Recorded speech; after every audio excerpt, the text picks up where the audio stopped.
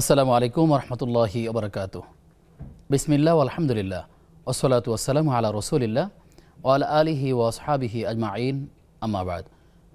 প্রিয় দর্শক শ্রোতা ভাই বোন, কাছে কিংবা দূরে এই মুহূর্তে যে যেখান থেকে আমাদেরকে দেখছেন, আমাদের সাথে যুক্ত হয়েছেন, সবাইকে আন্তরিক প্রীতি এবং মোবারকবাদ জানাচ্ছি। প্রিয় দর্শক, আপনারা দেখছেন বেকম্যানস বিস্কিটস নিবেদিত ইসলামী জীবনবিধানের আজকের পর্ব। আজ আমরা এক মৌলিক গুরুত্বপূর্ণ বিষয়ে কথা বলতে চাই, আর সেটি হচ্ছে ইসলামী আকিদা। ইসলামী আকিদা যদি বিশুদ্ধ না হয়ে থাকে কোনো মানুষের, তাহলে তার সকল ধরনের আমল বরবাদ হয়ে যেতে পারে। সে কারণে আকিদাকে বিশুদ্ধ করা এবং ইমানকে খাঁটি করা আসলে আমাদের অত্যন্ত গুরুত্বপূর্ণ। যারা আকিদাকে বিশুদ্ধ করে না কিংবা গা ভাসিয়ে দিচ্ছেন এ ব্যাপারে, তাদের আমল কীভাবে বরবাদ হয়ে যায়, আমরা কোরআন ও হাদিসের দৃষ্টিকোণ থেকে সেই বিষয়গুলো জানবার চেষ্টা করবো ইনশাআল্লাহ তাআলা। আমরা আমন্ত্রণ জানিয়েছি আফতাবনগর বাইতুস-সালাহ জামে মসজিদের সম্মানিত খতিব মোহতারাম মুস্তাফিজুর রহমান ভাইকে। আসসালামু আলাইকুম। ওয়ালাইকুম আসসালাম রহমতুল্লাহ। সে কেমন আছেন? জি আলহামদুলিল্লাহ, আল্লাহ রাব্বুল আলামিন ভালো রাখছেন। আপনি কেমন আছেন? আলহামদুলিল্লাহ, আল্লাহ রাব্বুল আলামিন ভালো রেখেছেন। যথারীতি প্রায় শুক্রবারে আপনার সাথে আমাদের দেখা হয়ে যায়। বারাকাল্লাহু ফিকুম ওয়া ইয়াকুম। প্রিয় দর্শক, আপনিও চাইলে আমাদের সাথে আয়োজনে যুক্ত হতে পারবেন। নেক্সাস টেলিভিশনের Facebook page Nexus television Islamic, এখানেও কমেন্ট করে আপনারা যে কোনো প্রশ্ন আমাদেরকে জানাতে পারবেন। এছাড়া টেলিভিশনের স্ক্রিনে দেখানো নম্বরে ফোন কলের মাধ্যমে আপনারা আমাদের সাথে যুক্ত হতে পারবেন ইনশাআল্লাহ তাআলা। মোহতারাম, যেমনটি বললাম যে ইসলামী আকিদা, আমরা অনেক সময় ইমানের সাথে খুব বেশি পরিচিত। লোকেরা বিভিন্ন জায়গাতে বলা হয়ে থাকে যে ইমানকে মজবুত করো, ইমান মানুষের বেড়ে যায়, ইমান মানুষের কমে যায়, ইমান দুর্বল হয়ে যায়, ইমানকে খাঁটি করতে হবে। কিন্তু এই আকিদের কথাটা আসলে সে বেশি সামনে আসে না, এবং মানুষের সাথে এটাকে আমরা পরিচয় করেও দিতে চাচ্ছি না, কিংবা অনেক সময় করা হয়ে থাকে না। কিন্তু আসলে মূলত এই দুটোর মধ্যে পার্থক্য কী এবং এটার পরিচয়টা বাকি? আলহামদুলিল্লাহ ওয়াসসালাতু ওয়াসসালামু আলা রাসূলিল্লাহ ওয়া আলা আলিহি ওয়া আসহাবিহি ওয়া মান ওয়ালা, আম্মা বা'দ। আল্লাহ রাব্বুল আলামিনের শুকরিয়া আদায় করছি যে আল্লাহ তাআলা গুরুত্বপূর্ণ একটি বিষয়ে কথা বলবার সুযোগ দিয়েছেন। এই জন্য আল্লাহর নিকট কৃতজ্ঞতা বর্ণনা করছি আল্লাহর আলহামদুলিল্লাহ। তো আমি যে বিষয়ে কথা বলতে চাই, যেমনটি আপনি বললেন যে ইমান এবং আকিদা। ইমান শব্দটি আমনুন শব্দ থেকে আসছে। আমনুন মূল ধাতু থেকে, অর্থ হলো নিরাপত্তা। এর অর্থ হচ্ছে নিরাপত্তা। সেখান থেকে যে ইমান আনে সে নিরাপদ, এভাবে বোঝায়। তো কোরআনুল কারীমের ভিতরে বিশ্বাস বর্ণনা করতে গিয়ে আল্লাহ সুবহানাহু ওয়া তাআলা ইমানের বিষয়টি বর্ণনা করেছেন। ফাআমিনু বিল্লাহি ওয়া রাসূলিহি, অতএব তোমরা আল্লাহ এবং তার রাসূলের প্রতি ঈমান আনো, বিশ্বাস করো। সাধারণত কোনো বিষয়ে চোখে না দেখে যে বিষয়ে সিদ্ধান্ত গ্রহণ করতে হয়, চোখে দেখা যায় না, কিন্তু এই বিষয়ে সিদ্ধান্ত নিতে হয়, সেটি হচ্ছে ঈমান। রাসূলুল্লাহ সাল্লাল্লাহু আলাইহি ওয়াসাল্লাম এই পৃথিবীতে যতদিন ছিলেন ততদিন পর্যন্ত, এবং সাহাবাই আজমাইন, তাবেঈন পর্যন্ত মানুষের কাছে ইমানের সমর্থক শব্দ হিসেবে আর কোনো শব্দের পরিচিতি ছিল না। তারা বিশ্বাস বলতে শুধুমাত্র ইমানকেই বোঝাতেন বা বুঝতেন। চতুর্থ শতকে, হিজরির চতুর্থ শতকে এসে এই ইমান শব্দের সমর্থক শব্দ হিসেবে আকদুন শব্দ বা আকিদা শব্দের প্রয়োগ শুরু হয়। যদিও এই ইমানের তথা বিশ্বাসের সমর্থক শব্দ হিসেবে ইমানের পরেই যেটি প্রয়োগ ছিল সেটি কিন্তু ইমান ইলমুল কালাম বিষয়ে, তথা এই তখন বিশ্বাসের সমর্থক শব্দ হিসেবে ইলমুল কালামের যাত্রা ছিল। হিজরি চতুর্থ 400 হিজরিতে তথা এই সময়ে তখন এই আকিদা শব্দের প্রয়োগ শুরু হয়, এবং ইমাম আবু হানিফা রহমতুল্লাহ আলাইহি তখন এই আকিদের উপরে প্রথম যে কিতাবটি লেখেন আল ফিকহুল আকবার, তথা সর্বোচ্চ ফিক, সবচেয়ে বড় ফিক, এর বলতে তিনি ইমানকে বুঝিয়েছেন তথা বিশ্বাসকে বুঝিয়েছেন। এটি ছিল পৃথিবীর ইমানের উপরে তথা ইমানের সমর্থক শব্দ হিসেবে প্রয়োগ করা শব্দগুলোর মধ্যে প্রথম লিখিত গ্রন্থ আল ফিকহুল আকবার।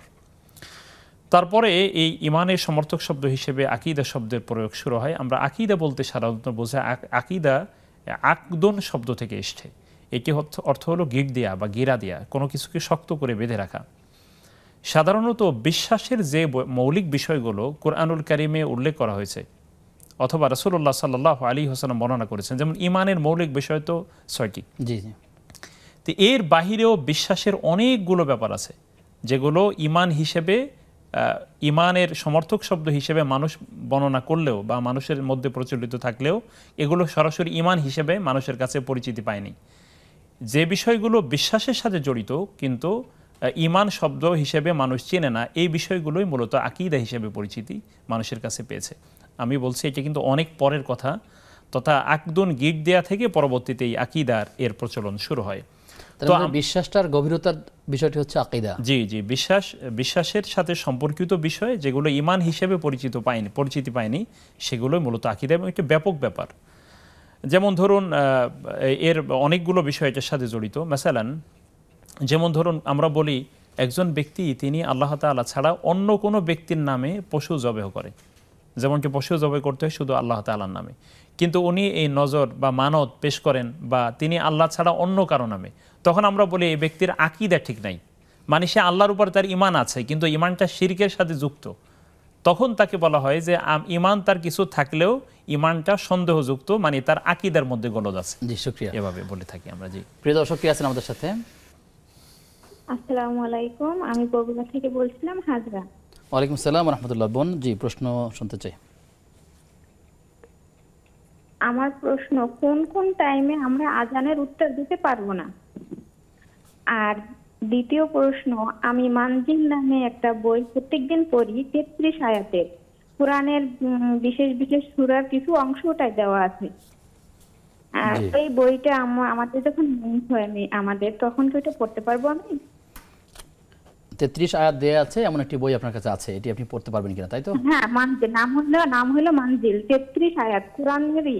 জি বুঝতে পেরেছি। জি ঠিক আছে বোন, আপনি থাকুন আমাদের সাথে, আমরা জানবেন ইনশাআল্লাহ তাআলা। মোহতারাম, আকীদার গভীরতা যাওয়ার আগে আমাদের বোন যেমনটি জানতে চাইলেন যে আসলে তিনি দুটো প্রশ্ন করলেন, কোন কোন সময়ে আজানের জবাব দেওয়া যাবে না, বিশেষ করে মা বোনদের জন্য কিংবা পুরুষদের জন্য এমন কোনো নিষিদ্ধ সময় আছে কিনা। আসলে বিষয় হচ্ছে ঈমানে মানে হচ্ছে আজানের জবাব দেওয়া হচ্ছে সুন্নাহ, মানে এটি ফরজ বা ওয়াজিব এই পর্যায়ের কোনো বাধ্যবাধকতা পর্যায়ের না। তো সেই হিসেবে যখন পবিত্র অবস্থায় স্বাভাবিক অবস্থায় তিনি যখন নামাজে থাকেন না, অথবা তিনি যখন পবিত্র অবস্থায় থাকেন, ওয়াশরুমে থাকেন না, বা স্বাভাবিক অবস্থায় থাকেন, তখন যে কোনো সময় তিনি আজানের উত্তর দিতে পারবেন। কারণ মহিলাদের স্বাভাবিক যে অসুস্থতা, স্বাভাবিক অসুস্থতার সময় তো কোরআন তেলাওয়াতের ব্যাপারটিতে কথা বলা হয়েছে যে এইকে পড়া যাবে কি যাবে না, সে নিয়ে ইখতিলাফ রয়েছে। সালাত পড়া যাবে না এটি বলা হয়েছে, কিন্তু আজানের জবাব দেওয়ার ক্ষেত্রে কোনো অসুবিধা নেই, সেটি ওই অবস্থায় দিতে পারবে। মাসনুন দোয়া কিংবা এরকম বিষয়গুলো আছে তিনি বলতে পারবেন। জি জি শুকরিয়া। তার একটা প্রশ্ন ছিল যে মানজিল নামক একটি বইয়ের মধ্যে তিনি 33 আয়াত নামক কিছু আয়াতের কথা উল্লেখ করা হয়েছে, এটি তিনি নিয়মিত আমল করেন। এরকম আরও অনেক বইতে থাকতে পারে, কারো কোনো কোনো বই অজিফা নামে বা নানা নামে থাকতে পারে। তো এরকম আয়াতের আমল করা যায় কিনা? বিষয় হচ্ছে এগুলো তো কোরআনুল কারীমের আয়াত সম্বলিত কিতাব, সেটি 33 আয়াত হোক বা অন্য বেশি থাকুক, উনি কোরআন তেলাওয়াতের নিয়তে উনি পড়তে পারবেন, কোনো অসুবিধা নেই। জি সেক্ষেত্রে পড়া যাবে, কোনো সমস্যা হবে না। জি, প্রিয় দর্শক কে আছেন আমাদের সাথে? আসসালামু আলাইকুম। ওয়ালাইকুম আসসালাম। ওয়ালাইকুম সালাম। জি হুজুর, আমার প্রশ্ন হলো মোহরানা সম্বন্ধে আর কি। জি, মোহরানাটা দেওয়া না দেওয়া কতটুকু গুরুত্ব আর কি, আর এই আর কি দিতে না পারলে কত কি ইসলাম কি বলে। আচ্ছা, আর কোনো প্রশ্ন আছে আপনার? জি জি শুকরিয়া আপনাকে। জি না, ওয়ালাইকুম আসসালাম ওয়া রাহমাতুল্লাহ। আমাদের ভাই যে প্রশ্নটি করলেন যে বিবাহের ক্ষেত্রে যে অন্যতম গুরুত্বপূর্ণ একটি দিক হচ্ছে দেনমোহর, এটি দেয়াটা কত গুরুত্বপূর্ণ এবং না দিলে কি ক্ষতি হতে পারে তিনি এটাও জানতে চেয়েছেন। আল্লাহ রাব্বুল আলামিন কোরআনুল কারীমের মধ্যে বলেছেন, কদ আলিমনা মা ফারাদনা আলাইহিম ফি আজওয়াজিহিম। রব্বুল আলামিন বললেন যে আমি জানি যে আমি স্বামীদের উপরে স্ত্রীদের ব্যাপারে কি আবশ্যক করেছি।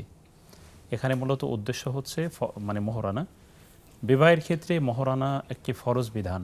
বিবাহ যেমন গুরুত্বপূর্ণ, বিবাহের ক্ষেত্রে মোহরানা এটাকে সদকা বলা হয়েছে। ওয়াতুন নিসা সদকাতিহিন্না নিহলা, যে তোমরা সন্তুষ্ট চিত্তে তাদেরকে এই মোহরানা, তাদের সদকা এটা দান করো, তাদেরকে প্রদান করো। সুতরাং বিবাহের ক্ষেত্রে মোহরানা একটি ফরজ বিষয় এবং এটি তাদেরকে দিতে হবে। এক, দ্বিতীয় হচ্ছে মোহরানা নিয়ে খেল তামাশা করা। আল্লাহ তাআলা বলেন, ওয়ালা তাত্তাখিযু আয়াতিল্লাহি হুজুয়া, তোমরা আল্লাহ তাআলার আয়াতকে খেল তামাশা রূপে গ্রহণ করো না। এটি কেন? মোহরানা একটি ফরজ বিষয়, এটিকে সামাজিকতা রক্ষার নামে একজন ব্যক্তি তিনি 1 লক্ষ টাকা দেওয়ার সামর্থ্য রাখেন এবং মেয়েদের জন্য এটিও যথেষ্ট, এবং ওনার জন্য যথেষ্ট, মেয়েদের যে লেভেল স্তর এটি তাদের যে পদমর্যাদা বংশমর্যাদা এই হিসেবে 1 লাখ টাকাই ধরুন তার জন্য যথেষ্ট, অথবা 2 লাখ টাকা যথেষ্ট, বা যেটি নির্ধারণ করা হয় তার জন্য।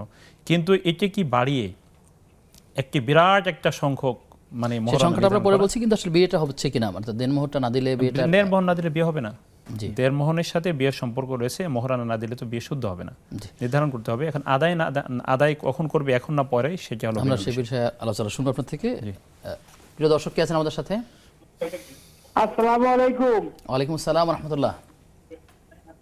আমার নাম ইকরাম হোসেন, খুলনা থেকে বলছি। জি প্রিয় ভাই, আপনাকে অনেক দূর থেকে যুক্ত হয়েছেন, ধন্যবাদ। আমার জি প্রশ্ন হচ্ছে যে আমার ওই জি আমার ওই যে পেশাব ও ইয়ে প্রস্তাব হয়ে যায়, মানে আমার ইয়ে কি বলে ওটারে, প্রোটেস্টার বড় হয়ে গেছে নাকি, ওটা চাপতে পারি না। তো চাপতে পারি না বলে আমি ওই মসজিদে যেতে পারি না, কারণ মসজিদে গেলে নামাজ নামাজ পড়তে গেলে ওই ধর পেশাব বেগ আসলে চাপতে পারি না, এই জন্য বাসায় পড়ি। কিন্তু আমাদের মসজিদের যে ইমাম সাহেব আছে উনি বলে প্যাম্পাস পরে যাওয়া যাবে, মসজিদে নামাজ পড়া যাবে প্যাম্পাস পরে। এটা কি ঠিক না? ঠিক না। আচ্ছা ঠিক আছে, আপনার প্রশ্নটি অত্যন্ত গুরুত্বপূর্ণ, পবিত্রতা বিষয়ক, আমরা জানবো বিরতির পর ইনশাআল্লাহ তাআলা। প্রিয় দর্শক, আপনারা দেখছেন বেকম্যানস বিস্কিটস নিবেদিত ইসলামী জীবন বিধান। সময় হয়েছে একটা বিরতির, ফিরছি কিছুক্ষণ পর, সাথে থাকুন।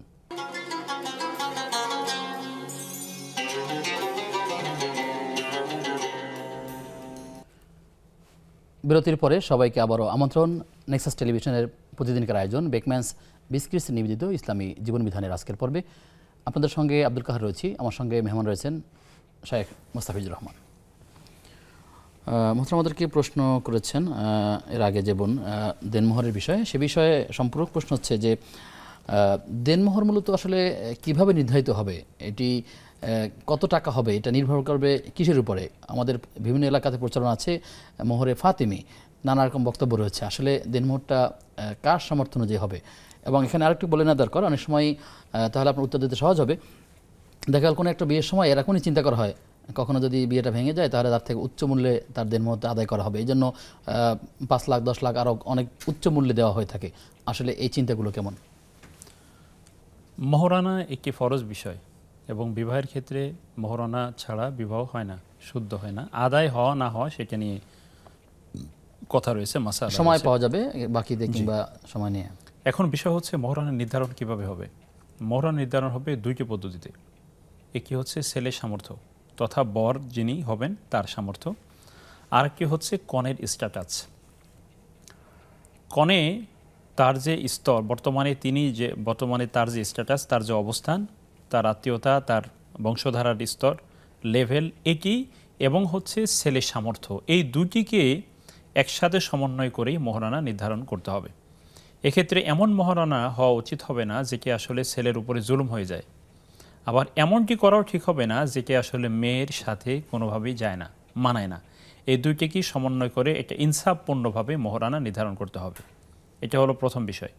দ্বিতীয় হচ্ছে মোহরানা নিয়ে দর কষাকষি এমন পর্যায়ে নিয়ে যাওয়া যে এক্ষেত্রে দুই পক্ষ মারামারি হাতাহাতি পর্যায়ে, অথবা ধরুন একেবারে মন কালাকালি পর্যায়ে চলে যাওয়া, এটি অসুন্দর একটি ব্যাপার। কারণ সম্পর্ক তিক্ততায় পৌঁছে যাওয়া এটি একটি অসুন্দর ব্যাপার। কারণ হচ্ছে বিবাহ একটি ইবাদতের মধ্যে এমন একটি পরিবেশ সৃষ্টি করা, একটি গুরুত্বপূর্ণ কাজে শরীয়তের একটি মৌলিক, যেখানে একটি বিষয় নির্ধারণ করা হয়েছে মৌলিক বিধান, সেখানে এই পর্যায়ে হওয়া এটি অসুন্দর। তো সেক্ষেত্রে যেমনটি আমরা বলেছি যে আমাদের সমাজে প্রচলিত আছে যে বিবাহের ক্ষেত্রে মোহরানা নির্ধারণের ক্ষেত্রে উচ্চ মোহরানা নির্ধারণ করা। ঠিক আছে যে এত লক্ষ টাকা দিতে হবে, কেন? যে আমাদের পাশের বাড়ির অমকে তার মেয়েকে বিবাহ দিয়েছে, সে তো খুবই স্বল্প আয়ের মানুষ, কিন্তু তার মেয়ের মানে দেওয়ার ক্ষেত্রে সে অনেক বেশি মোহরানা নির্ধারণ করেছে, এই ধরনের কথাবার্তা বলা হয়। তো এগুলো আসলে খুবই অসুন্দর। আবার এটিও খুবই খারাপ চিন্তা যে মোহরানার পরিমাণটা এত বেশি নির্ধারণ করা যে পরবর্তীতে বিচ্ছেদ হয়ে গেলে তাহলে যেন সেক্ষেত্রে উচ্চ এই মোহরানা নির্ধারণ করা, যেটি পরিশোধ করেই তো তাকে তালাক দিতে হবে বা বিচ্ছেদের পর্যায়ে নিতে হবে। কিন্তু বিবাহের সময় এই ধরনের চিন্তা কনের পক্ষ থেকে থাকা, এটা একটি চরম জাহালাত তথা অজ্ঞতা। এটি কেন হবে? আপনি তাকে বিবাহ দিয়েছেন তো স্থায়ীভাবে, সে জান্নাত পর্যন্ত থাকবে এই স্বামী স্ত্রী, মাঝখানে তাকে বিচ্ছেদ করবার চিন্তাই বা কেন আসবে? এটি বরকতহীনতার লক্ষণ। এগুলো থেকে আল্লাহ তাআলা আমাদেরকে হেফাজত করুন। সর্বশেষ বিষয় হচ্ছে মোহরে ফাতিমি। এটি হচ্ছে মূলত শিয়াদের থেকে আসা একটা বিশ্বাস বলেই ওলামায়ে কেরামের ধারণা। মোহরে ফাতিমি তথা 500 দিরহাম মোহর নির্ধারণ করা, এটি ফাতেমে বলতে হযরত ফাতেমা রাদিয়াল্লাহু তাআলা আনহার মোহরানা ব্যাপারটা এরকম না। এটি হচ্ছে মোহরে ফাতিমা মানে হচ্ছে মূলত এই তথা এই ফাতেমি যে খেলাফত, এই খেলাফত ব্যবস্থা তথা এই যেটি মিশরে এই খেলাফত ব্যবস্থাটা প্রচলিত ছিল মিশর সহ এই অঞ্চলে, তারা ফাতিমা রাদিয়াল্লাহু তাআলা আনহার মোহরানাকে কিয়াস করে, ওইটাকে কিয়াস করে একটা পরিমাণ নির্ধারণ করেন, কিন্তু এই কিন্তু আসলে শরীয়ত সম্মত না। তখনের অবস্থা বা তখনের মানুষের আর্থসামাজিক অবস্থা আর বর্তমান অবস্থা তো এক না, সুতরাং ওইটাই থাকতে হবে, এটি মোটেই জরুরি না, বরং বর্তমান সময়কে সামনে রেখে বাস্তবতাকে সামনে রেখেই মোহরানা নির্ধারণ করতে হবে। জি, শুকরিয়া আপনাকে সুন্দর করে বুঝিয়ে দেওয়ার জন্য। আমাদেরকে খুলনা থেকে প্রশ্ন করেছেন জনাব ইকরাম হোসেন ভাই। তিনি বললেন যে তিনি অসুস্থ, তিনি পবিত্রতার অজুর ধরে রাখতে পারছেন না, 5 ওয়াক্ত নামাজের জন্য মসজিদে গেলে ফরজ নামাজ পড়তে না পড়তেই আবার তার অপবিত্র হয়ে তার আশঙ্কা থাকে, প্রস্রাব বেরিয়ে আসে, তিনি ধরে রাখতে পারছেন না। এই অবস্থায় তিনি প্যাম্পাস পরে মসজিদে যাবেন নাকি আসলে মসজিদে যাওয়া থেকে বিরত থাকবেন, অথবা কিভাবে তিনি জামাত বা কন্টিনিউ করবেন? আলহামদুলিল্লাহ, সেক্ষেত্রে আমরা প্রথমে আল্লাহর কাছে দোয়া করছি এই ভাইয়ের জন্য, আল্লাহ তাআলা যেন ভাইকে পরিপূর্ণ শিফা দান করেন, আমিন। দ্বিতীয় হচ্ছে, যেহেতু তার আগ্রহ আছে জামাতের সাথে নামাজ আদায় করবার জন্য, সুতরাং জামাতের সাথে নামাজ আদায় করবার আগ্রহ যেহেতু তার আছে, শারীরিক সামর্থ্য আছে, সেই হিসেবে ইমাম সাহেব বা কেউ যদি পরামর্শ দেন যে তার বিকল্প কোনো ব্যবস্থাপনা এমনভাবে করা বা প্যাম্পাস বা যেটাই আমরা বলি না কেন, যে বিকল্প মাধ্যমে যেটি আসলে তার শরীরকেও অপবিত্র করবে না, আবার একই সাথে নামাজের স্থানকে অপবিত্র করবে না, মসজিদকে অপবিত্র করবে না, এমনটি করে তিনি নামাজ পড়তে পারবেন। কেননা রাসূলুল্লাহ সাল্লাল্লাহু আলাইহি ওয়াসাল্লামের একটা হেদায়েত আছে, তথা তার শরীয়তের একটা মাসালা এরকম আছে যে কোনো ব্যক্তি যদি মুস্তাহাজা তথা কোনো ব্যক্তি সবসময় তার অসুস্থতা লেগেই থাকে, এরকম যদি হয় কোনো নারীর ক্ষেত্রেও, সে নারীর ক্ষেত্রেও বলা হয়েছে সে প্রতি ওয়াক্ত নামাজে পুনরায় ওযু করে তিনি নামাজ পড়ে ফেলবেন। এক্ষেত্রে কিন্তু তার নতুন করে ওযু করতে, ওযু করার পরে দেখা গেল আবার তার অসুস্থতা শুরু হয়েছে, আর কোনো ওযু করতে হবে না, এই একবার ওযুই তার জন্য নামাজের জন্য যথেষ্ট হবে। শরীয়ত এক্ষেত্রে ওয়াসাআত রেখেছে। আল্লাহ রাব্বুল আলামিন যেহেতু কঠোরতা আমাদের উপর চাপিয়ে দেননি, উনি চেষ্টা করবেন যদি সুযোগ থাকে ওনার, উনি মসজিদে আদায় করবেন। আর যদি এমন হয় যে না আসলে এটা অপারগ হয়ে যাচ্ছে, কাপড় শরীর এবং মসজিদকে সেফ রাখার জন্য একেবারেই যদি পরে পড়তে হয়, হ্যাঁ, তাহলে তিনি পরে তারপরে তিনি নামাজ আদায় করবেন। কিন্তু অবস্থা যদি এতই খারাপ হয়ে যায় আসলে নিয়ন্ত্রণের বাইরে চলে যাওয়ার মতো অবস্থা, আমরা আল্লাহর কাছে দোয়া করি আল্লাহ যেন সেই পর্যায়ে না নেন, তিনি বাসায় পড়বেন, তাহলে তিনি অবশ্যই বাসায় সালাত আদায় করবেন। এতেই আল্লাহ তাআলা তার এই আগ্রহ থাকবার কারণে আল্লাহ চাইলে তাকে জামাতে সওয়াব দান করে দিতে পারেন। আল্লাহ তাআলা কবুল করুন, আমিন। প্রিয় দর্শক কে আছেন আমাদের সাথে, পরিচয় দিয়ে প্রশ্ন করুন। আসসালামু আলাইকুম। ওয়ালাইকুম আসসালাম ওয়া রাহমাতুল্লাহ। হুজুর, আমি প্রশ্ন করতেছি হলো আমার যাও তো বাড়ির পাশেই, তো আমি যদি কোনো প্রশ্ন করি সে তো উত্তর দেয় না, মনে করে না 3-4 বছর হইলে আমারে কোনো কথা চলে না, তো আমি যদি কোনো কথা বলিও সে উত্তর দেয় না, তো এখন আমিও কথা বলি না সেও কথা বলে না, তাতে আমার কি পাপ হচ্ছে না না গুনাহ হচ্ছে? এখন এটাই জানার জন্য ফোন দিচ্ছি। জি বোন, আপনি থাকবেন আমাদের সাথে ইতিমধ্যে আমাদের আরো একজন দর্শক যুক্ত হয়েছেন। দর্শক কে আছেন? আসসালামু আলাইকুম। ওয়ালাইকুম আসসালাম ওয়া রাহমাতুল্লাহ।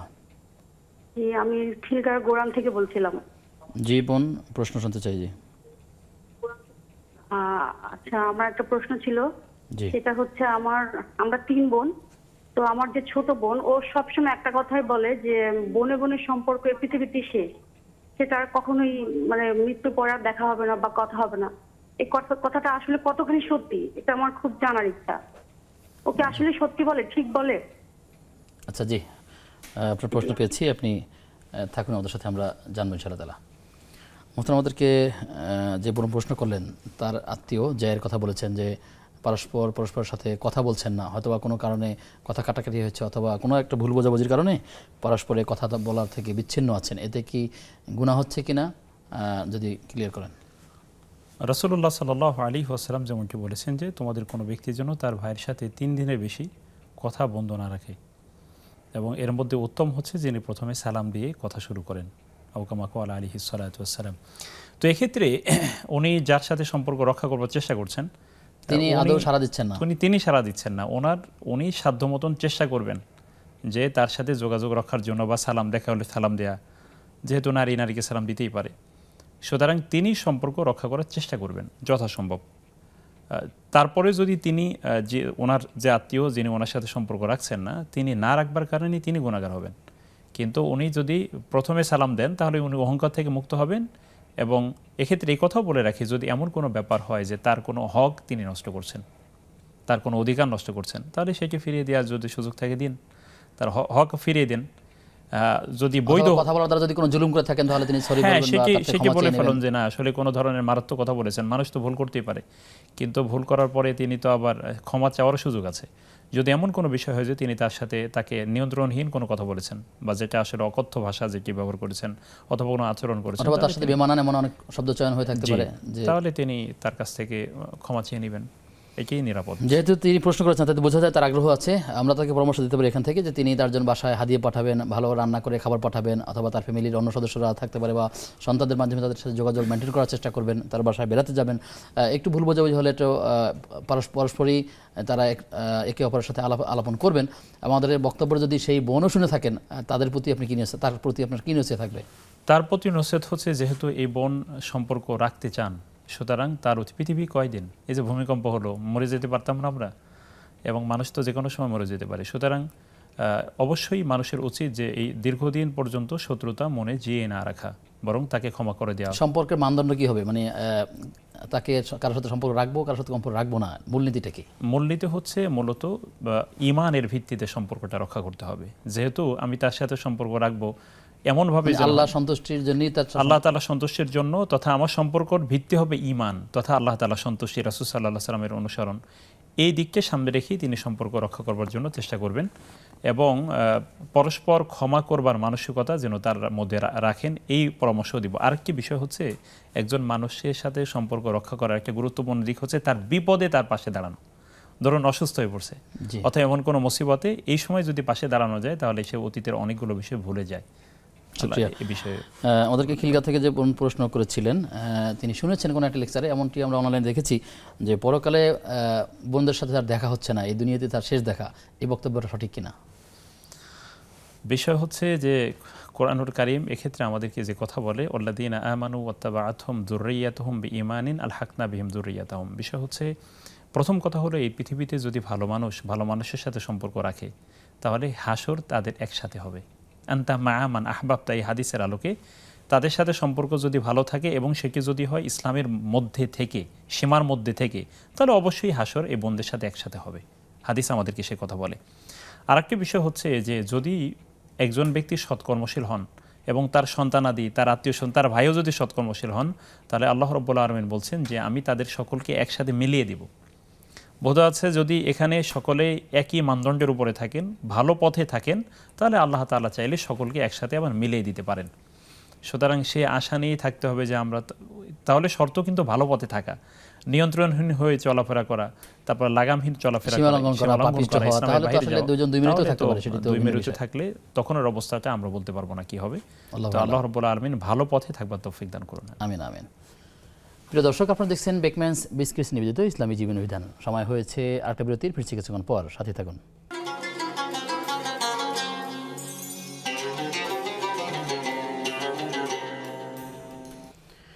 বিরতির পরে সবাইকে আবারও আমন্ত্রণ নেক্সাস টেলিভিশনের প্রতিদিনকার আয়োজন বেকম্যানস বিসকিটস নিবেদিত ইসলামী জীবন বিধানের আজকের পর্বে।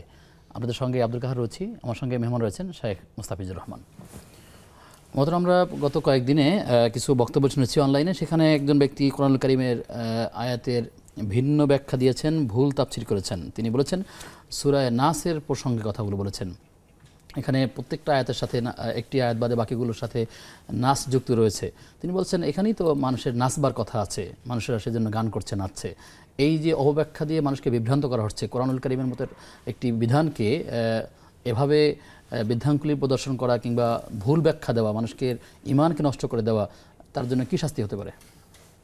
চমৎকার একটি বিষয় বলেছেন। সেটি যেই করুন না কেন, এই কাজটি যেই করুন না কেন, কোরআনুল কারীমের অর্থকে বিকৃত করা অথবা না জেনে কথা বলা, এবং কোনো ব্যক্তি যদি নিজের মন গড়াভাবে কোরআনুল কারীমের ব্যাখ্যা দেয় তাহলে তার স্থান কিন্তু জাহান্নাম, আমরা এমন বর্ণনাই জানি।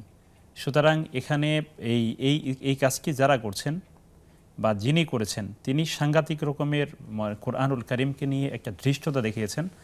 আমরা এই কাজের তীব্র নিন্দা জানাই, ঘৃণা করি, এবং একই সাথে এটাও বলতে চাই যে তিনি কিন্তু দুনিয়াতেই লাঞ্ছিত হবেন, পরকাল তো তার জন্য অপেক্ষা করছেই। কারণ হচ্ছে কোরআনুল কারীমের কোনো একটা বিষয় নিয়ে হচ্ছে কটূক্তি করা অথবা শরীয়তের কোনো বিষয় নিয়ে কটূক্তকারী আমরা অতীতে দেখেছি যে তাদেরকে আল্লাহ তাআলা দুনিয়াতেই লাঞ্ছনা স্বীকার করেছেন, লাঞ্ছনা তারা শিকার দুনিয়াতেই তারা হয়েছেন, পরকালে তো কী হবে সেটা আল্লাহ সুবহানাহু ওয়া তাআলা ভালো জানেন। তো এক্ষেত্রে আরেকটি বিষয় আমি তার সাথে যুক্ত করতে চাই, সেটা হলো এই ধরনের কথা যারা বলেন তারা মূলত মারিফত নিয়ে তারা শরীয়ত থেকে মারিফতকে বেশি প্রাধান্য দিতে চান। তারা বলেন যে আসলে শরীয়তের বিধানগুলোর কোনো প্রয়োজন নেই। যারা এই ধরনের চিন্তা বা এই ধরনের আচরণ যাদের মাধ্যমে প্রকাশিত হয় তারা কিন্তু এই ধরনের একটা মানসিকতা রাখেন। তারা বলেন যে শরীয়তের কোনো প্রয়োজন নেই, মারিফাতে মূল বিষয়।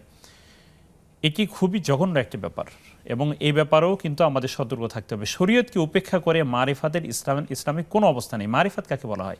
মারিফাত হচ্ছে স্রষ্টা সম্পর্কে জানতে পারা, স্রষ্টা সম্পর্কে উপলব্ধি করা। স্রষ্টের মর্যাদা তো তিনি বুঝতে পারেন যিনি স্রষ্টার সাথে ইবাদত করতে করতে এক পর্যায়ে মহসিন পর্যায়ে পৌঁছে গিয়েছেন। এখন ইবাদত না করলে তার ভালো লাগে না। কিন্তু শরীয়তের বিধানকে উপেক্ষা করে পৃথিবীতে কোনো ওলি হয়নি, কারণ আল্লাহ তাআলা কোরআনে বলেছেন, আলা ইন্না আউলিয়া আল্লাহি লা খাউফুন আলাইহিম ওয়া লা হুম ইয়াহজানুন আল্লাযীনা আমানু ওয়া কানু ইয়াত্তাকুন। যে ওলি হওয়ার জন্য দুইটি শর্ত, ঈমানদার এবং তাকওয়া।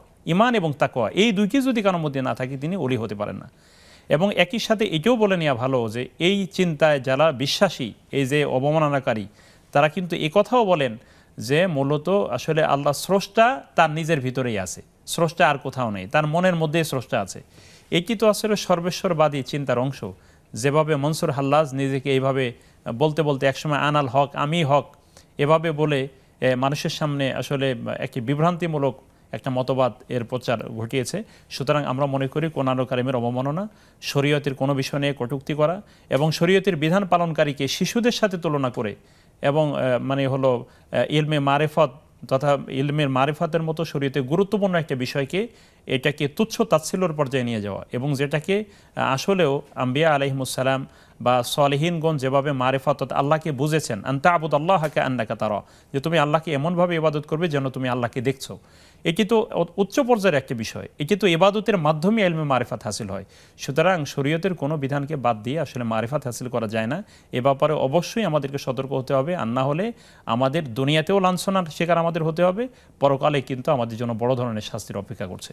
বিষয়গুলো অত্যন্ত জটিল এবং কঠিন না বুঝবার কারণে আমরা এই ব্যাখ্যাগুলো আরও জানবো আপনার থেকে। দর্শক আছেন, দর্শক কি আছেন আমাদের সাথে? আসসালামু আলাইকুম হুজুর। ওয়ালাইকুম সালাম ওয়া রাহমাতুল্লাহ। আচ্ছা হুজুর, আমার মা আমার থেকে টাকা নিছে, হ্যাঁ জি, কিছু টাকা ধার নিছে, তো জায়গা দিতে বলছিল, জায়গা দেনে লাস্টে অস্বীকার করছে। হ্যাঁ, তো এরপরে আমার ইসলামিক দৃষ্টি কি করা নিয়ে উচিত? মানে জায়গা জমি আপনাকে দেওয়ার কথা ছিল টাকার বিনিময়ে? জি, অস্বীকার করছে লাস্টে। এখন অস্বীকার করছে, দিবে না? হ্যাঁ, বলে যে আমি ওইরকম করি, কোনো টাকা নিয়ে নেই তোমার থেকে। তো যে টাকাগুলো নিয়েছেন সেটা কি ফেরত পেয়েছেন? না, টাকা দেয়নি, আমাকে টাকা অস্বীকার করতে হতো লাস্টে, বলে যে টাকা নিয়ে নেই তোমার থেকে। কোনো লিখিত বৈঠকে রেখেছিলেন? না, আমার মানে সবসময় মনে বুঝে না মা, ওই হুজুর আমাকে এভাবে কথা বলতে পারতেছে, আমি তো মেয়ে, আমাকে বুঝে বলতে পারতো, হুজুর মানে মনে বুঝে না, আমার সামনে আছে বুক পেতে। যে ঠিক আছে বোন, আপনি থাকুন আমাদের সাথে, আমরা জানবেন ইনশাআল্লাহ। আমাদের সাথে ইতিমধ্যে যুক্ত হচ্ছেন দর্শক কে আছেন? আসসালামু আলাইকুম।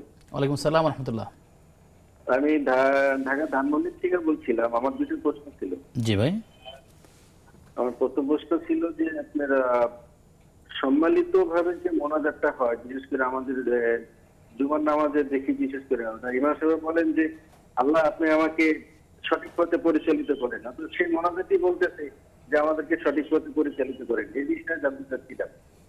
আরেকটা প্রশ্ন হচ্ছে গিয়া যে আপনার ওই ইমাম সাহেব যে নামাজের আগে বলে যে লম্বা একটা তালিকা নিয়ে আসে, অমুকে দোয়া চাইছে, অমুকে দোয়া চাইছে, এর জন্য দোয়া চাইছে, এর জন্য, এটা কি আসলে ইসলামিক বিধান আছে কিনা?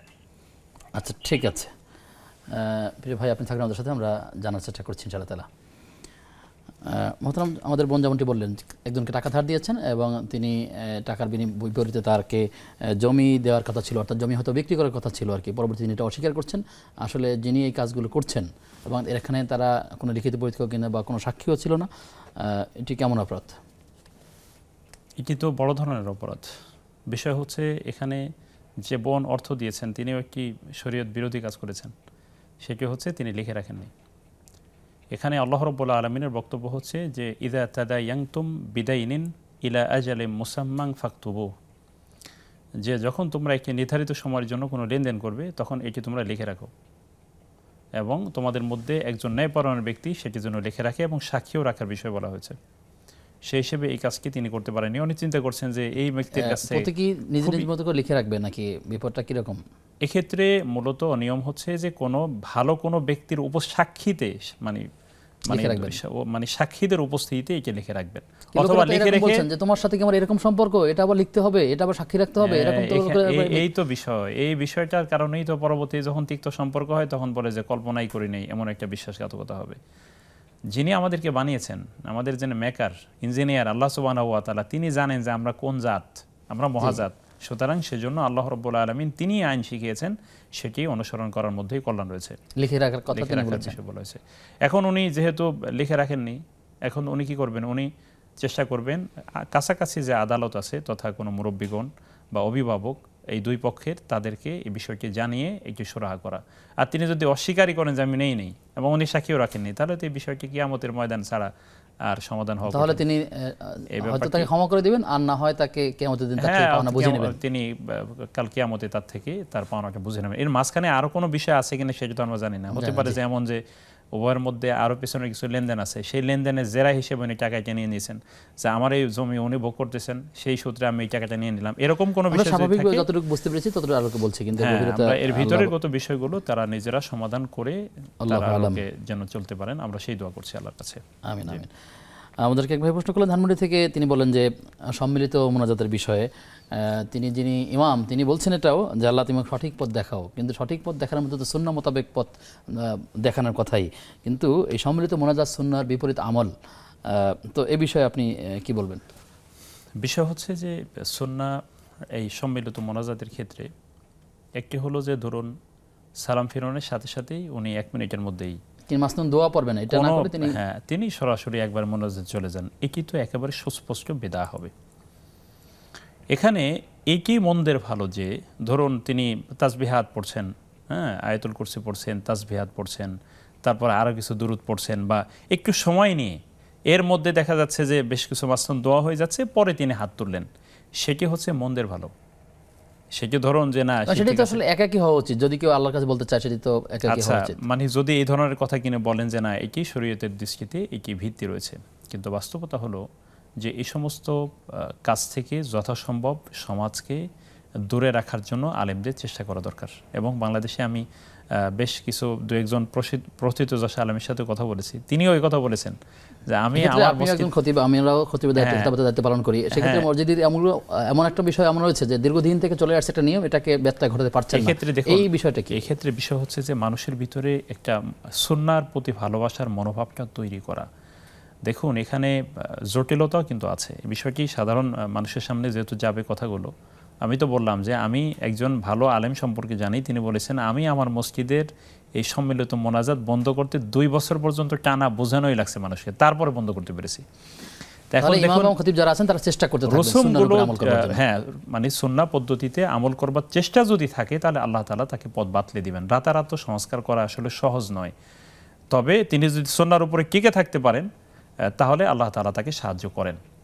জি জি, সেই ভাইয়ের প্রতি আমাদের আহ্বান থাকলো, তিনি সুন্নাহ মোতাবেক মানুষকে উদ্বুদ্ধ করবেন এবং যারা তার পাশে আছেন তারা তাকে এই ব্যাপারে সহযোগিতা করবেন, অর্থাৎ মসজিদ কর্তৃপক্ষ, মুসল্লি কিংবা যারা আছেন, এটা একটা টিম থাকতে হবে মসজিদে। যদি মুসল্লিদের সম্মানিত সকল ধরনের বিদআত দূর করতে হলে অবশ্যই সম্মিলিত প্রচেষ্টা লাগবে। এর প্রতি ভালোবাসা সম্পন্ন লোকের একটা সম্মেলন যদি না হয় তাহলে ওনার একার পক্ষে কিন্তু টিকে থাকা সহজ কাজ নয়, বরং হিতে বিপরীত হতে পারে।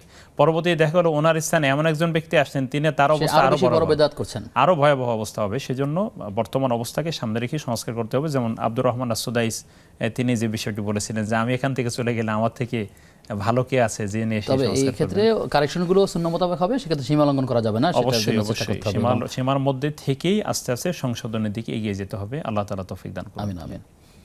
প্রিয় দর্শক, আপনারা দেখছেন বেকম্যানস বিসকিটস নিবেদিত ইসলামী জীবন বিধান। সময় হয়েছে সর্বশেষ বিরতির, ফিরছি কিছুক্ষণ পর, সাথে থাকুন।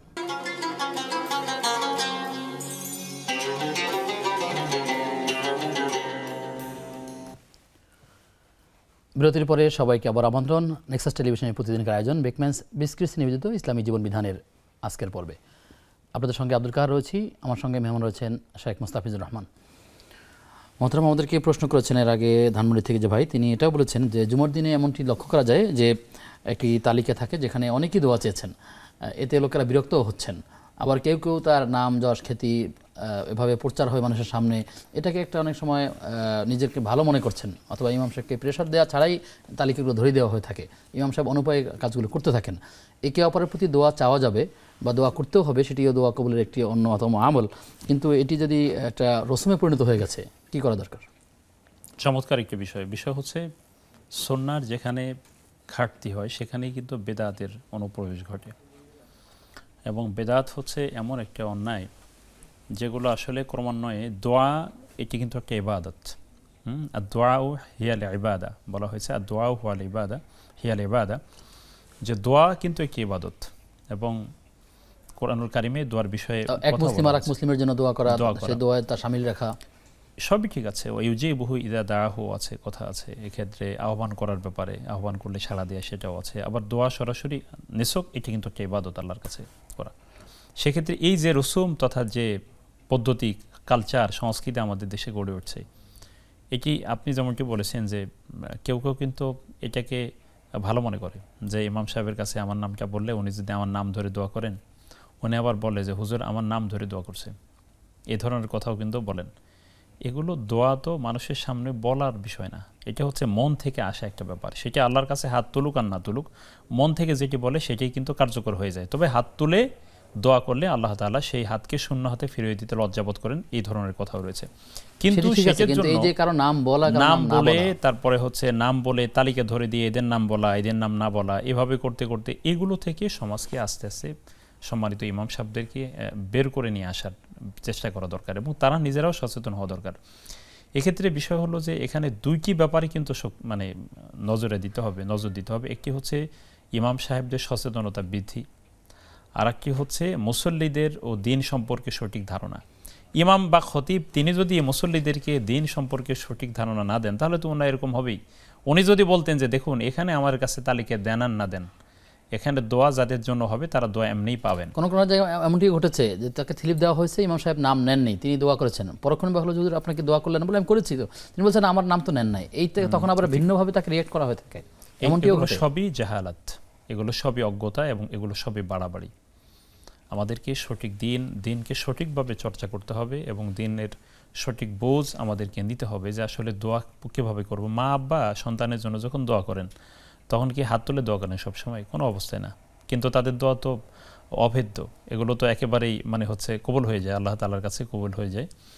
তো এই জন্য সবসময় হাত তুলেই দোয়া করতে হবে বা নাম বলতেই হবে, এটি মোটেই জরুরি না। এটি সম্মানিত খতিবদেরকে সাধারণ মানুষের সামনে এটি স্পষ্ট করতে হবে, তাহলে আর তাদের এই ভুলগুলো ভেঙে যাবে। আমরা চাই উভয় পক্ষের এমনটি হতে পারে একজন খুব বেশি অসুস্থ, কিংবা কেউ একজন মারা গেলেন, তার জন্য ব্যক্তিগত দোয়া চাওয়া বা যে কোনোর জন্যই এরকম চাওয়া হয়ে থাকে, কিন্তু আবার কিছু আছে স্বাভাবিকভাবেই একটা তালিকা ধরে দেওয়া আলাদা করে দোয়ার যে অনুষ্ঠান, ধরুন ঠিক আছে একজন ব্যক্তি অসুস্থ, তার জন্য আলাদা দোয়া করা হতে পারে, কিন্তু বিষয় হচ্ছে যে এটাকে একবার নিয়মিত করে নেওয়া, রসমে পরিণত করা, এবং এটাকে আবশ্যক মনে করলেই তখনই তো অসুবিধা তৈরি হবে। আল্লাহ তাআলা এই বিষয়গুলো আমাদেরকে সচেতন হওয়ার তৌফিক দান করুন। অনলাইনে প্রশ্ন আছে, উম্মে হানি আইডি থেকে প্রশ্ন করেছেন যে চেয়ারে বসে নামাজ পড়া ফরজ ওয়াজিবটা দাঁড়িয়ে পড়ি, চেয়ারে বসে সিজদা দেই, এতে কি আমার নামাজ হবে? এক্ষেত্রে তার অপারগতা কোন পর্যায়ের, এটি হলো গুরুত্বপূর্ণ বিষয়। যদি অপারগতা এই পর্যায়ে হয় যে ফ্লোরে বসে বা মাটিতে বসে কোনোভাবেই সম্ভব না, তাহলে বিকল্প হিসেবে উনি এটি করতে পারেন। যদি কখনো মাটিতে বসে ফরজ ওয়াজিব দাঁড়িয়ে পড়ি, সুন্নাতটা বসে পড়ি, আবার কখনো কখনো চেয়ারে বসে সিজদা দেই, এটা তিনি একই সাথে এটাও বলেছেন যে দাঁড়িয়ে শুরু করি এবং বসে বসে, অর্থাৎ তিনি চেয়ার ব্যবহার করে সেখানে এটি নির্ভর করবে তার নিজের শরীরের উপরে। তিনি যদি একেবারে মাটিতে ফ্লোরে বসে পড়তে সক্ষম হন, তাহলে সেটি সর্বোত্তম। ফ্লোরে তিনি প্রয়োজনে পা পশ্চিম দিকে দিয়ে তিনি বসলেন, সেখানে ওইভাবে পড়বেন। সেক্ষেত্রে যদি ফ্লোর তথা মাটিতে বসা কোনোভাবেই সম্ভব না হয়, মানে একটু উঁচু স্থানে বসতেই হয়, তাহলে সেক্ষেত্রে এই পদ্ধতিগুলো তিনি অবলম্বন করতে পারবেন। সেটি ওই অবস্থায় না পারলে তখন মাত্র। কিন্তু স্বাভাবিক অসুস্থতা এই কারণে অনেকে দাঁড়ান না, শুধু বসেই পড়েন, এটিও যেমন এটি ঠিক হবে না। তাহলে তিনি দাঁড়িয়ে শুরু করবেন, অক্ষম হলে তিনি বসে পড়তে পারবেন। কিন্তু সেক্ষেত্রে চেষ্টা করতে হবে সর্বোচ্চ তার যতটুকু সামর্থ্য। এটি মানুষকে বোঝানোর নয়, আল্লাহকে বোঝানো তো হলেই হবে, অর্থাৎ আমি আসলে কি পরিবার। অবশ্যই অনেক চমৎকার বলেছেন, এটি হলো মূল বিষয়। আল্লাহ তাআলা তো জানেন আমার শারীরিক অবস্থা কেমন, সবই ঠিক আছে, দিব্যি চলাফেরা করছে, মসজিদে আসলে উনি চেয়ারে বসে পড়তেছেন। এরকম কিন্তু হয়, কিন্তু আল্লাহ তাআলা আমাদেরকে এইগুলো হচ্ছে প্রবৃত্তির গোলামি, নিজের ইচ্ছার মতো করে কোনো বিষয়টাকে নিয়ে নেয়। এ ব্যাপারে সতর্ক থাকতে হবে। ইসলাম সহজ, কিন্তু সেটি রাসূল সাল্লাল্লাহু আলাইহি ওয়াসাল্লামের শেখানো পদ্ধতিতেই হওয়া উচিত। আল্লাহ তাআলা আমাদেরকে রহম করুন। প্রশ্ন করেছেন তপন ইসলাম সাঈদ, তিনি জানতে চেয়েছেন যে বেতেরের নামাজ দোয়ায় কুনুত ভুলে গেলে শেষ বৈঠকে যদি মনে পড়ে তাহলে তিনি কিভাবে নামাজ শেষ করবেন? এক্ষেত্রে তিনি সালাতুস সাহু তিনি দিয়ে দিবেন, সিজদায়ে সাহু দিবেন, এটি তার জন্য যথেষ্ট হবে ইনশাআল্লাহ তাআলা। জি, শুকরিয়া। প্রশ্ন করেছেন খাদিজা খন্দকার সন্দা এআইডি থেকে, তিনি বলেছেন যে আল্লাহ তাআলার 99টি নাম শেখার ফজিলত কি? আল্লাহ রাসূল সাল্লাল্লাহু আলাইহি ওয়াসাল্লাম একটা হাদিস রয়েছে, আবু হুরায়রা রাদিয়াল্লাহু তাআলা আনহুর হাদিস, যে আল্লাহ রাসূল সাল্লাল্লাহু আলাইহি ওয়াসাল্লাম এমনকি বলেছেন যে আল্লাহ তাআলা সুন্দর সুন্দর নাম রয়েছে বা 99টি নাম রয়েছে, মান আহসাহা দাখালাল জান্নাহ, যদি কোনো ব্যক্তি এগুলোকে গণে তাহলে সে জান্নাতে প্রবেশ করবে। সর্বশেষ প্রশ্ন income tax and licence consultant এই আইডি থেকে প্রশ্ন করেছেন যে তিনি জানতে চাইলেন যে আপনাদের এই অনুষ্ঠান যখন আমরা দেখি ঠিক এই দেখাকালীন সময় যদি মনে মনে দুরূহ শরীফ পড়ি সেটি আমরা করতে পারবো কিনা, এতে আমার কোনো গুনাহ হবে কিনা? আবার এই অনুষ্ঠান দেখা এটা তো শরীয়তের বিধিবদ্ধ কোনো ইবাদত না, এটা উনি জানার জন্য। সুতরাং এই সময় তিনি তাসবিহাত, দুরুদ সবকিছু পড়তে পারবেন। জুমার দিনে দুরুদ বাসি পড়া সুন্নাত, আসরে পড়া দোয়া কবুল হয়, সুতরাং সবগুলো বিবেচনায় তিনি আমল করতে পারবেন ইনশাআল্লাহ তাআলা। মোহতারাম, শেষ করতে হবে, আমরা একেবারে শেষের দিকে চলে এসেছি। আপনার মাধ্যমে অনেকগুলো উত্তর পেয়েছি, জাযাকাল্লাহু খাইর। বারাকাল্লাহু ফিকুম। বারাকাল্লাহু ফিকুম। প্রিয় দর্শক, আপনারা দেখছেন বেকম্যানস বিস্কিটস নিবেদিত ইসলামী জীবন বিধান। আমরা যতগুলো বিষয়ে কথা বলেছি, কথা উঠে এসেছে, আল্লাহ তাআলার কাছে দোয়া করি আল্লাহ তাআলা আমাদেরকে এগুলো পালন করবার তৌফিক দান করুন। আজ এ পর্যন্তই। আগামী অনুষ্ঠান দেখবার আমন্ত্রণ জানিয়ে আজকের মতো বিদায় নিচ্ছি। আসসালামু আলাইকুম ওয়া রাহমাতুল্লাহি ওয়া বারাকাতুহু।